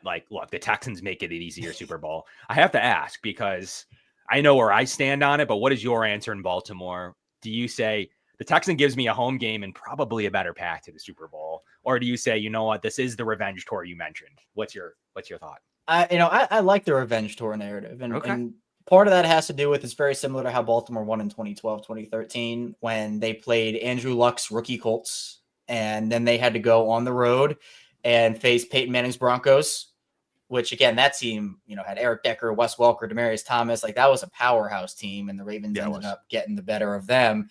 And then Tom Brady gave the Ravens fits for years, and they had to go to Foxborough and play New England, and they beat up on Tom Brady and that Patriots team to get to the Super Bowl to play the 49ers, who were a wagon themselves. So I like the notion of, in order to be the best, you have to beat the best. And look, I would love for the Ravens to have another home playoff game. I think the atmosphere would be electric. It would be the, second AFC Championship game the Ravens have hosted in Baltimore. But I think it would, any Super Bowl win is sweet. The one thing I don't buy into is, you have to beat teams that are good to make the Super Bowl win feel good. I'm a Nuggets fan in basketball, and they won the championship a couple of years ago. And all the grief that they get for the path that they had about, this guy was injured and that guy, they won the championship. I don't care. It's a championship trophy. The Lombardi is the same, whether you beat bad teams or good teams. But I guess to me, kind of remembering it as, hey, they went through this gauntlet, they came out on top. That'd be pretty cool. But if it is Houston, I'm not complaining either. Yeah, it gives either team a home game. Ultimately, that path. Look, Houston deserve the right if they take down the Chargers, then the Chiefs. They deserve the right to be in the game, in my opinion. We can't sit here and say they're scrubs if they're able. If you're able to take down Mahomes, no one's able to do it but Burrow. So if you've been able to take down Mahomes, you deserve the right to be in the AFC Championship game. The Jags weren't able to. They're just, the Bills haven't been able to. It's just probably not going to happen. But ultimately, I think either team's going to have to go through Arrowhead in order to accomplish their goals and to take away the three-peat. Or we're all going to be rooting, I guess, for the Lions or the Eagles, I guess. I don't know if you would be, but that's how it would go here. Kevin, what's your final thoughts, man? You gave us some good updates. One thing that I thought was interesting, you can kind of comment on in your wrap-up thoughts, but the notion that, someone brought it to my attention that that the Ravens need to score a certain amount of points. They're 0-5 scoring 27 points or less. Is that just random? Or is there some credence that, look, stop any team to 23 points. You have odds say you have a much better chance. Right. But in theory, is that a thing, or is that just one back to the old 3-3 stretch kind of conversation? It's probably both, where there is some merit to just while Baltimore's defense has vastly improved, they're certainly not all the way fixed. I mean, this is the best unit in football over the past month and a half, 2 months, but they also have not really been challenged by an offense ever since their bye week, where they've played, the Giants and then the Steelers and then the Browns and then, just not great teams. Texans offense, which obviously is very decimated and depleted. So this is going to be Baltimore's toughest test. And I believe that this is going to be the best offense Baltimore faces in the postseason. So this is a massive thing for them. It was kind of like last week with Pittsburgh. I said that the Steelers don't have the offensive firepower to keep up with the Ravens, even if it is a defensive slugfest. I just didn't think Pittsburgh could score points. Buffalo can score points, and they can score it in a hurry. And what the Steelers had to do was they took the ball first, which pissed everybody off on the Ravens sideline, by the way. Everybody's been very vocal about that. and they couldn't score first. Baltimore gets out to a 21-0 halftime lead, and the rest is history. But Buffalo, if Buffalo gets down 14-3, 10-0, they can come back from that. This is a really good offense. So if the Ravens can't score, I wouldn't project them to score 30 against this Buffalo defense, but if they can't score like high 20s, whichever team maybe it's like best to 26, best to 27. Probably is. And I think it's probably best to 27. Honestly, it's probably what's right. And then if it's a low scoring game, who knows? If it's 20-20, I guess it's going to be last possession. Maybe it's going to go down to the kicker. Back to your point, that will start to play a role in that situation. But I think it's pretty evident that like the Bills will do the opposite, though. Even to my dismay, they're going to kick off. So they'd rather get down 7-0, not have to deal with that, and get the double dip opportunity than deal with taking the ball. They will not take the ball first. It's just not going to happen. So you'll have the opposite thing. They won't get the Ravens ramped up. You won't see that from Sean. That is Sean McDermott's thing. He won't get you ramped up that way. So he'd rather get down 3-7 to nothing than take the ball. So they think they learn from that. The Bills will tell you they learn from the plays you called, and they do. And the Bills are one of the best second half teams in the league. They're Kevin, what's the stat that we have on the Bills in the second half?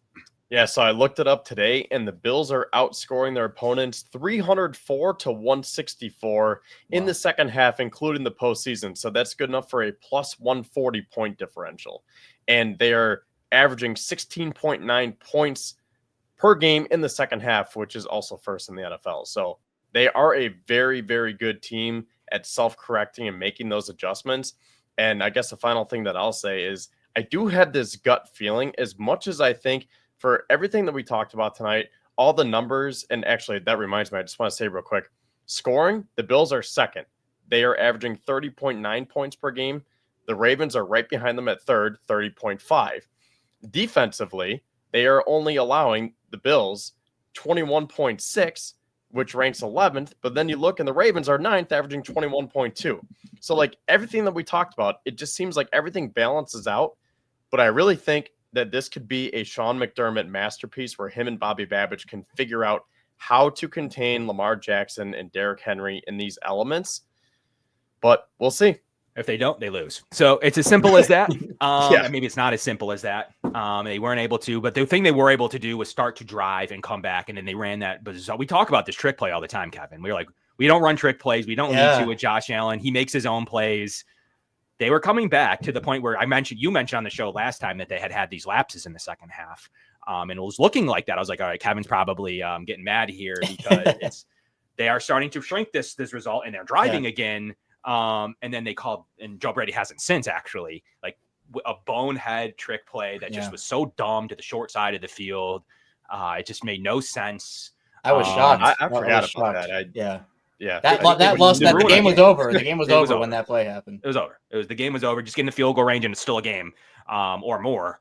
But they ran that play, and it was absolutely ruined. At that point, the Ravens won. So you won't see that mistake this week, I hope. But maybe they'll feel like, what a better time to pull that trick play out that they haven't ran since week 4, and maybe it'll work at home this time. But that's to me, that's what matters. If the Ravens can get it done on the road, I mean, they're just going to be the better team. If the home field does matter, I mean, I think the Bills will pull it out. I think that's the way I pull. That's where I pull it off. If the Ravens are still able to do what they want on offense, it's going to be too challenging, in my opinion, for the Bills. But if that field matters, if the cold matters, if some of those possessions are lost, that's where I think truly these are two of the best teams remaining. I do believe that. I think that the Chiefs lucked out with their path. So they're going to be able to talk about their three-peat, or so they say, but they're going to go by Texans and then home against one of these teams. Like, I mean, we'll see how that looks. Kevin, what's your final? Give us some final thoughts from your opinion and how you think this will go.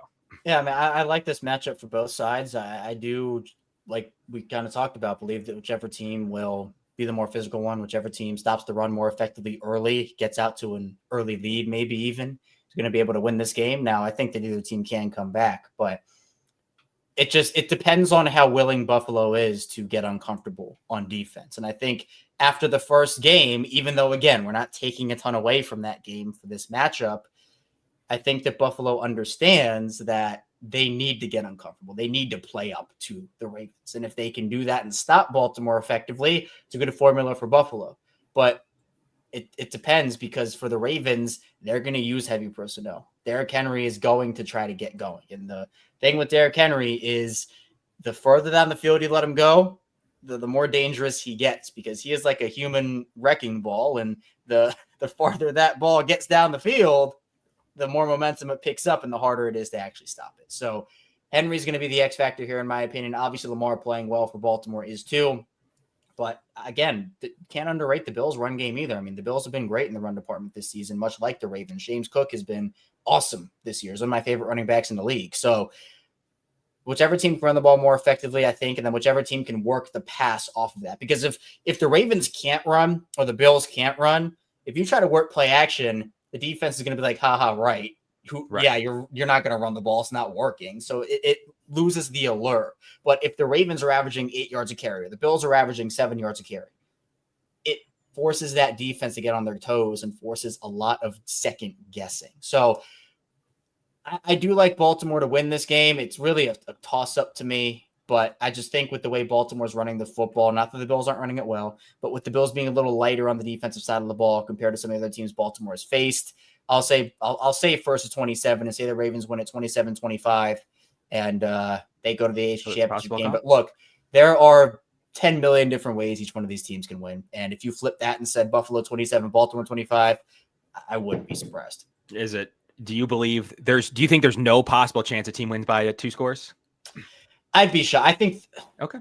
I think both teams are too good. And that's Fair. the respect I have for both Baltimore and Buffalo. I mean, I don't think that it's going to be a blowout. I know some people say blowout's a curse word and you can't use it during the playoffs, but I don't think it's going to be a blowout either way. I think that it's going to come down to, I'd say max a touchdown. I'd say a touchdown. I think blowouts are for the wild card round. Like, yeah, I think as you get this deep, these are the top. I mean, maybe not literally, but they're pretty close to the top 8 teams remaining. I don't think you're going to get too many blowout situations. But I mean, 60-minute game. It's not a 7-game series. I know you like the Orioles. It's not a 7-game series. In 60 minutes, we've seen some weirder stuff, including week 4. So I mean, it takes one turnover, a pick six, or as we've seen in the past, like that can change to a 2-score game. So we'll see what happens. Kevin, are you superstitious or no? I am very superstitious. Okay. Kevin, are you? A little bit. Okay. I tweeted today, Kevin, that the Bills, Josh Allen has the longest going streak of pick sixes. Of not having a pick six. He has the most attempts in NFL history without a pick six. Wow. So that is something I put out there, and if that happens, you can all blame me, and in your case, you could root for it. Knocking on wood right now. Yeah, I mean, it's the longest active streak. Well, my listener base on Locked On Ravens and all the other work I do for all these other outlets, I have not shaved since the bye week, and I want nothing. I want to do nothing more. Okay. I want to do nothing more than shave this thing off. But everybody says they haven't lost since you haven't shaved, so you have to keep it until the Super Bowl or until they lose. They're 5-0 now. They're 5-0 now. So I look, I'm doing it for the Ravens. If it wasn't on the Ravens, it'd have been gone a month ago. But you got to do what you got to do. Superstition runs wild. So there you go. So you are. I figured. I noticed that. So you don't get to shave until the loss, huh? Is that the official rule? Well, hopefully the Super Bowl win for Baltimore. Sorry. But if the Ravens do drop this, then you have to keep it. What? No. That's, then it's a Buffalo. It's a Buffalo mustache. Then Buffalo beard. Yeah. There you go. Anyone coming up here, Kevin, for the game? So I don't think it. Well, Ravens fan wise, there's going to be a lot of Ravens. I know Jimmy's famous seafood and the tailgate is having about 5 buses worth of Ravens fans go up to Buffalo for this game. Personally, I might know a few people who are going. I think it's up in the air if they are or not. But I think it's, depending on prices and accommodations, I guess it's still to be determined. There you have it, Kevin. Thank you so much for coming. I really appreciate you giving us some time. Good luck with all your other outlets, Locked On Bills, everything else that, you'll probably be focused on with your crossover editions over there. And as always, you can listen to Kevin on Locked On Ravens and all of his content over there. He's pretty active. You have a pretty good social presence. I know I see a lot of your stuff go viral in my feed all the time. So appreciate you from coming on, Kevin. And until next year, we'll play again. Until That's right. Maybe later in the season, finally in the championship game. But until we see you probably next September or October, we really appreciate you coming on, man. Yeah, absolutely, guys. I appreciate you. Thanks so much for having me. Yeah, thank you. Kevin. See you soon. Appreciate See you later. And there we have it. Kevin's always a great guest to have on and to bring up. Kevin, what are your initial reactions as we kind of wrap the show? We really appreciate everybody tuning in as our show sponsors, the Summit Center, Larson-Timko Funeral Home. What is your immediate reactions from that? And we'll bring up Pat to kind of recap everything from there. First of all, just want to say, make sure you smash that like button and subscribe to Built in Buffalo if you haven't already, so we can keep creating this content for you guys. That being said, my reaction is I agree with Kevin. I think if the Bills can match the Ravens' physicality, they will win. And I know that's not what Kevin said, because he's saying that he thinks the Ravens will win, even though it'll be a toss-up. I'm just taking it a step further and saying that this game is going to be one of the trenches. It is going to be smash mouth football. But the part that I want to add is that if the Bills are up to the challenge, then they will win this game. I think that they do have the better team. They have the better quarterback. I think they have the better passing game. The question is, can their defense stop Derrick Henry? That's what it keeps coming back to for me. There it is.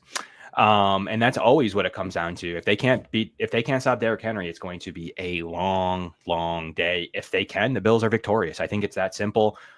Kevin answered my question when I asked him, are we going to see an MVP showdown similar to the 13-second game? And he made it seem like it could be more possible that we see just the smash mouth, physical run game, gap integrity, Derrick Henry. And he could be right. He could end up being right out of that. I still want to see if this is the second half of MVP moments, as each team kind of bleeds away the first half and gets into those MVP moments late in the game. We'll see if it comes to that, where Lamar has to have his MVP moments or Josh does. And we'll see kind of how it all unfolds from there. Kevin, we're going to do quick score predictions from you. We heard them from Kevin.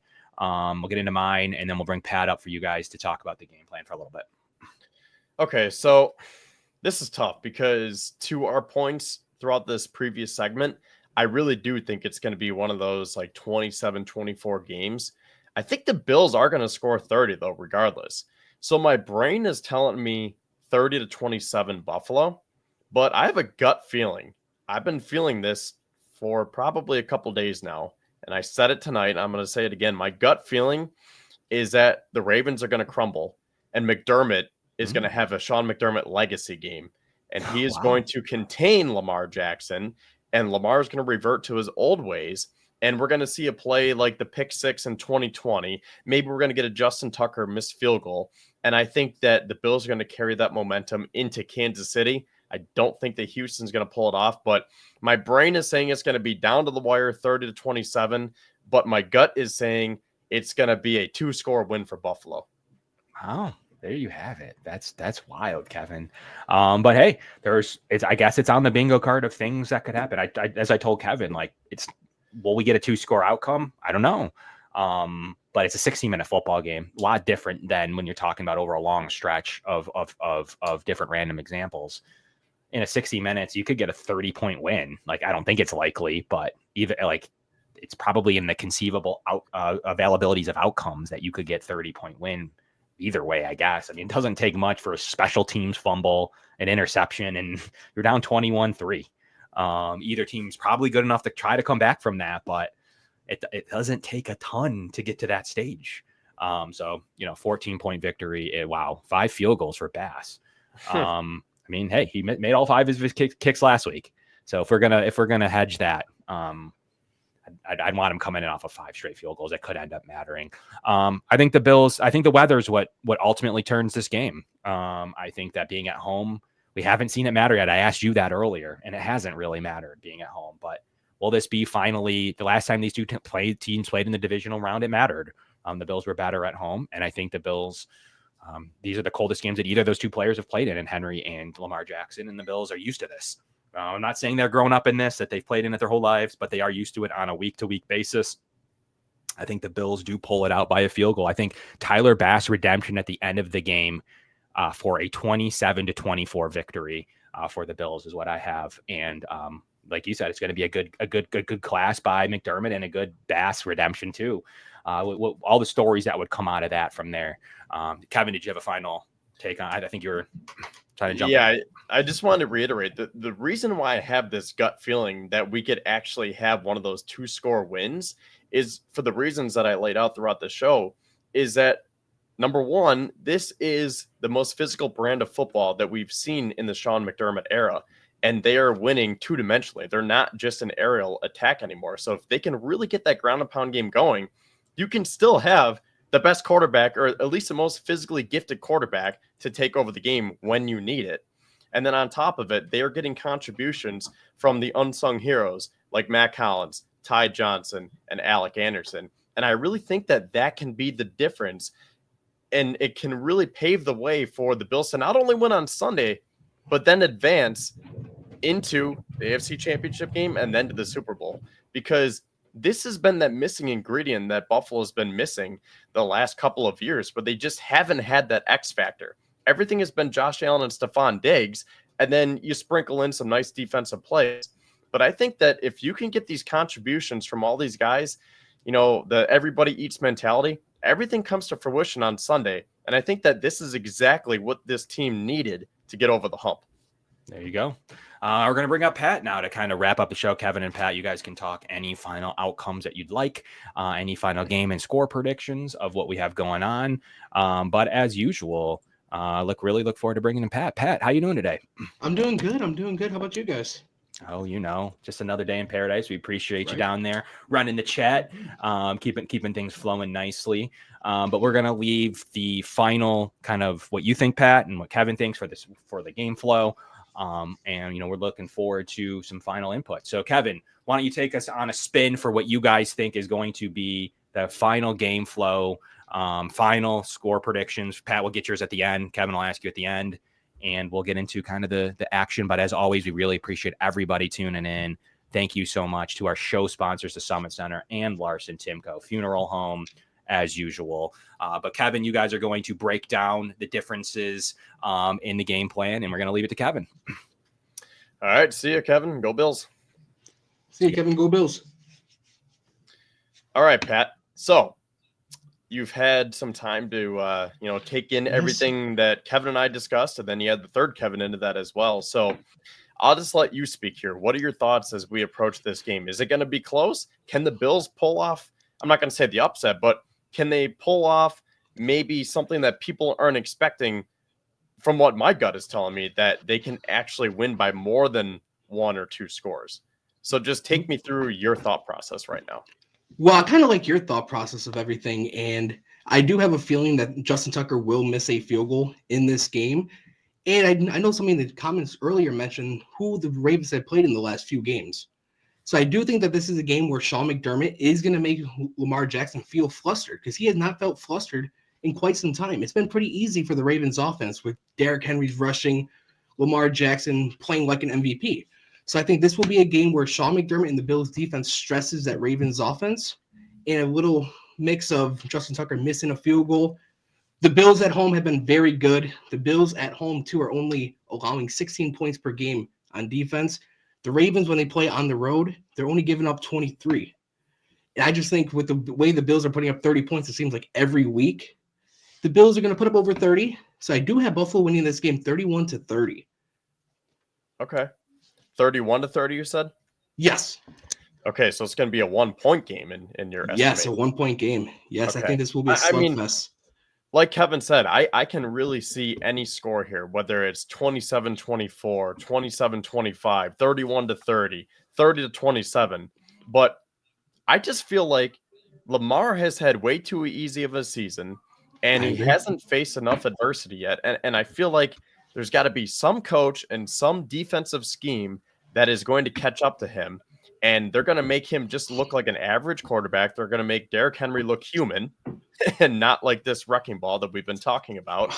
And I feel like it could really be this game in Buffalo in the elements, because I don't know. I mean, for the reasons that I laid out, and I guess the third reason that I forgot to mention with Kevin is that the Bills are healthy.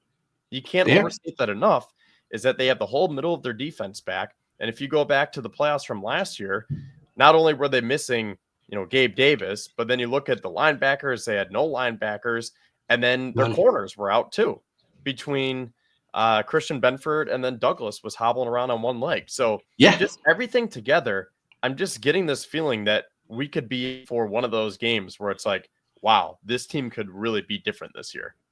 And that's how I feel too. And if you go back to that 2020 divisional game, everybody was questioning Buffalo's defense. How are you going to stop Lamar Jackson in their rushing attack?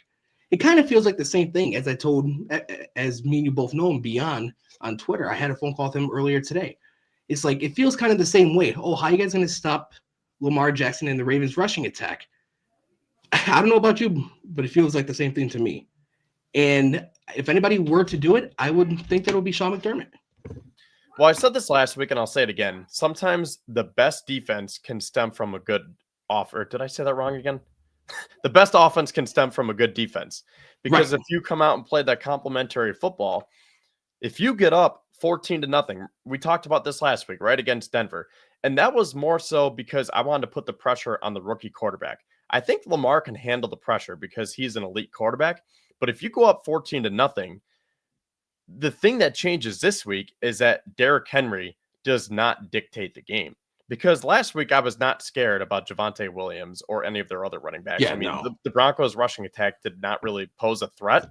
I just simply wanted to get out to that early lead and get the home crowd roaring just to make it raucous in there for Bo Nix, who I know he's experienced in terms of the college landscape, but he's a 24-year-old rookie, and that was his first taste of playoff football. And I think, yeah, it did start out a little bit slow, but then they were able to gain their footing, and they made him look like a rookie quarterback. Although I did think he played pretty well, but the Bills were able to have their way, and they really played that complementary football, and it started up front.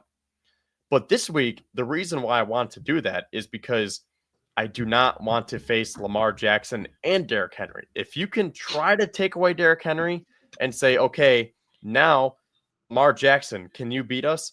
I like my chances as you don't have two of the top players at their position. And again, you can use Derrick Henry because they will find ways to use him. But as I told Kevin, being up 14-0 early in the game changes a lot of the momentum, and it's a lot different than, being down 7-0 like they were in Baltimore. Right. And, this Ravens team has not played from behind the last few weeks. So if you can make this Ravens team play from behind on the road in Buffalo in a hostile environment, that's a good key to success. Yeah, like they just haven't been tested, and that's why I feel like it's going to catch up to them. And same thing with Kansas City. They've been so lucky this year that something has to catch up to them. And whether it's Buffalo for both teams, if Buffalo can be the deciding factor to stop both of them and be the thorn in their sides, then maybe. But I'm wondering if their luck runs out this week against Houston. But I just feel like they're going to have one more, I don't know if I should say lucky week, but they'll have things go their way. And I feel like the winner of this game will have to go to Arrowhead. That's just how it has to be. And I feel like that's what the NFL wants. Well, I think that's what the NFL wants too. They want Josh Allen versus Mahomes, or they want Lamar Jackson versus Patrick Mahomes. But a thing to monitor is the Chiefs starters have not played a snap in 23 days. That we're not talking just a 7-week bye week. We're talking almost triple that, over that. True. That's something to monitor, especially in the cold. I was just thinking while we were talking about that, the cycle that we've been seeing, because I feel like every year it's Mahomes in the AFC Championship game, and then you take turns between Allen, Burrow, and Jackson. So that could be another reason why you look at it and say, maybe it's Josh Allen's turn because Lamar had his chance last year. Burrow, was it the year before or this? It was Burrow the year before. 21, right? Yeah, no, Burrow was 22. 13 seconds. Burrow was 22, I believe. Well, they beat the Bills in the division. Oh, it was both years, right? Yes, 2 years. Burrow had 2 years. So when Allen, Burrow, Jackson, is it Josh's turn again? History repeats itself. Hopefully so. Or Allen and Stroud. Maybe Mahomes can finally be dethroned. Man, that would be nice. That would be really nice. Now, before we wrap up here, I just want to take a look at some more of the box score stats just to give people an overall landscape here.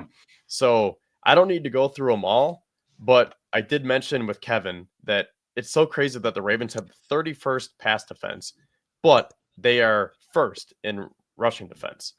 So again, take that with a grain of salt, because you could make the same argument in week 4 and that defense looked really, really good. So I don't want to read into that too much, but I do find it interesting.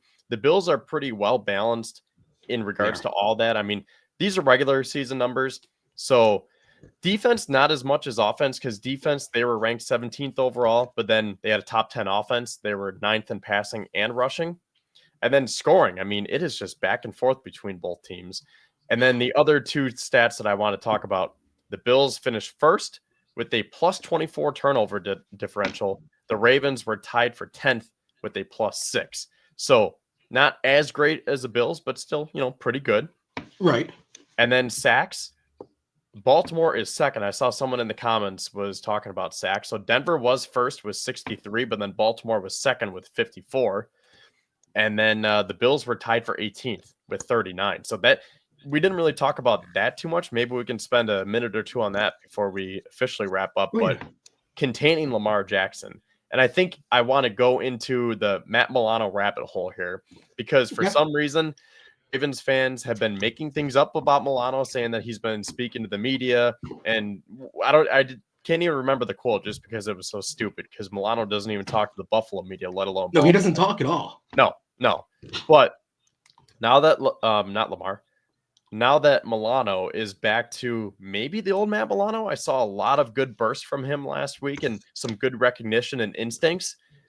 I want to take you back to that 2022 game, because if you remember, the Bills were down 20-3 and they ended up winning 23-20. So they scored 20 unanswered points, and one of the heroes of that game was Matt Milano, because he made some game-changing tackles, including an open field one on Lamar. So we can talk about the sacks for a minute, because I don't know. He's so slippery. I don't know if you'll be able to sack Lamar, but if you can at least wrap him up, tackling is going to be a key, because how much of a challenge it is to tackle Derrick Henry. But then Lamar presents a new challenge because he's the exact opposite runner of Derrick Henry. So the Bills just have to be very smart and fundamentally sound this week is, I guess, how I'll leave it. You have to, your fundamentals have to be really good in this game, especially when it comes to tackling. Because like you just stated, Lamar Jackson and Derrick Henry are two different runners. So you have to know when to be more on your heels with Lamar Jackson and be ready to take down Derrick Henry at his legs. It's a tough task. So as we mentioned before, Josh was only sacked 14 times this year, which was best in the NFL. Lamar was sacked 24 times, which was tied for third. So pretty similar. The Bills obviously have a pretty nice edge there, but you can get Lamar on the ground. Again, you just have to be very smart. And the Bills are going to they're going to have to be able to contain the edges, set the edge. Can't be dancing around and let Lamar work all of his magic. Just chop your feet and do your best to wrap him up. Right. If you get your hands on him, you got to bring him down. You have to. Yeah. You can't have these long strides and, Lamar leaves you in your jockstrap. You just short, choppy feet, go after him, wrap him up. Don't try to make the big hit. Don't try to make the splash play. Just get back to the fundamentals, and I'm sure that's what McDermott and Babbage are preaching heavily this week. And I'm pretty sure that's why they brought in Anthony Brown again for a second time, for he can play the Lamar Jackson role in practice, which I know Isaiah McKenzie used to do that years past, and it worked out before containing Lamar Jackson. Obviously not this year, but hopefully it helps now. Yeah, so any final thoughts, Pat? Or I'm going to open up to the comments. We'll just say about 5 more minutes left, give or take. So if anyone has any final predictions, please drop your comments, whether it's in the live show here or if you go back and you're watching this recorded, leave a comment there, leave any suggestions for us, anything you want to talk about. The floor is yours for the next few minutes. Pat, is there anything that I'm missing? Anything else that you want to discuss tonight? Yeah, no, I think you hit the nail on the head with everything. But the last thing I do want to say is how important it is to score on our first drive. Come out swinging out of the gates. I know there's some people that want to come out in shotgun. There's some people that want to establish the run early to make Baltimore respect our running game. And I just think it's important for the defense to come off to a hot start, kind of like what we saw against Detroit as well. Oh, okay. We have this prediction here. I see that. That's kind of why I stopped. Wow. Now, I would have to check, but I don't know. What was Kincaid's biggest stat line this year? Was it against Detroit? I don't think he eclipsed 100 yards, right? Let me check. Yeah, if you could pull up his stats real quick, I'd be very curious. Also, you know what? Speaking of the elements and playing this smash mouth football, you know who else always pops off in these types of games? Ed Oliver in big games? A sleeveless Dawson Knox. Always, especially in the playoffs. A sleeveless Dawson Knox, as Go Bills here says, no, he didn't. Yeah, I don't think he eclipsed 100, but Pat, if you could go on maybe Pro Football Reference and see his game log. Yep. I don't even know if he was over 75. His best game was against Detroit. He went 7 targets for 4 receptions, 53 yards. 53 was the most Kincaid had all season in a game? Yes. Wow. So the last time he had a touchdown was week 8 against Seattle. I mean, it was a very down year for the second-year tight end. I'm not saying that it was a wasted pick or he's a bust or anything. I think he's still going to be a very nice player, but I mean, I'll admit that I was wrong. I had him as the leading receiver for the Bills this year. Now, I know some things factored into that, but I really thought he was going to go for over 1,000. He was going to be just Josh Allen's favorite target. And I thought Khalil Shakir would do his thing, which he did. But, I mean, Kincaid was very, very quiet. He was, and especially having that PCL injury back against Indianapolis a couple weeks back did not help. Yeah. So I'm looking at his stats now. He had 51 yards against the Jets back in October, 52 the following week against Tennessee, 53 against Detroit. That was it. I mean, everything else was just kind of sprinkled in around there. He had 47 yards last week in the playoffs, but yeah, very modest season for Dalton Kincaid. Yeah, it was. It was. But like McDermott said today, their offense is the sum of the parts, so I don't want to read into that too much. Right. It's nice to have all these weapons. You don't know who's going to have the big game with Josh. You just never know. That's right. It's really nice. Especially, that's right. Oh, I do want to take one takeaway from the Denver game. Yeah, go ahead. It was nice to see the Buffalo Bills play playoff football by playing good defense and running the ball effectively early and often. Yep. Because they established a line of scrimmage and they won in the trenches, and then I feel like everything else opens up from there. Because a lot of times in the past, especially with Ken Dorsey, I don't mean to mention his name again, but I feel like we need to make this point while we're on it. Dorsey thought that you could win from the perimeter, but you have to win from within, and then that will open up the rest. You can't just open it up immediately and take I mean, sometimes you might get lucky and take the top off, but if you don't establish that line of scrimmage and win up front, you're not going to win down the field. Right. You know you're not going to. And I always thought that Ken Dorsey didn't know how to continue on with his plays. Always looks like you just said, he was looking for the deep shot all the time. He didn't know how to build on his plays. One last question I have for you, Pat. Will we see Trey White at all this week? I think we'll see him for a play or two. I don't know. I mean, I feel like they're just going to rock with Wiggins and then Brandon Stevens, Marlon Humphreys on the inside playing slot. I mean, it's too late in the season to have a feel-good story where it's like, Trey White's back in Buffalo. No, let's put him on the field. So unless there's an injury or something unforeseen happens, I would assume that we're not going to see Trey White. But it's kind of funny because I forgot before the show. I was like, oh, yeah, Trey White. He's on the Ravens. Yeah, he is. I kind of forgot about that too up until I believe it was Monday. So, yeah, like you said, it is too late for a feel-good story. I do wish him well, but not this week.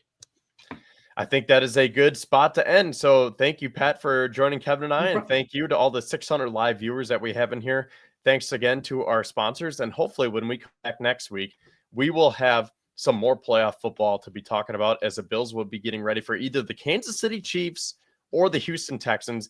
The good thing is, one last thing that I'll say is, we will know by the conclusion of the game Sunday night because Houston and Kansas City play on Saturday. So going into Sunday, the Bills will know their next destination if they win. So that I think I like that because I don't know. I mean, do you like that? Would you rather know going into it? Because I think I would, because if Houston pulls off the upset, you're like, all right, let's go. Like, let's run it back next week. Let's go get the job done.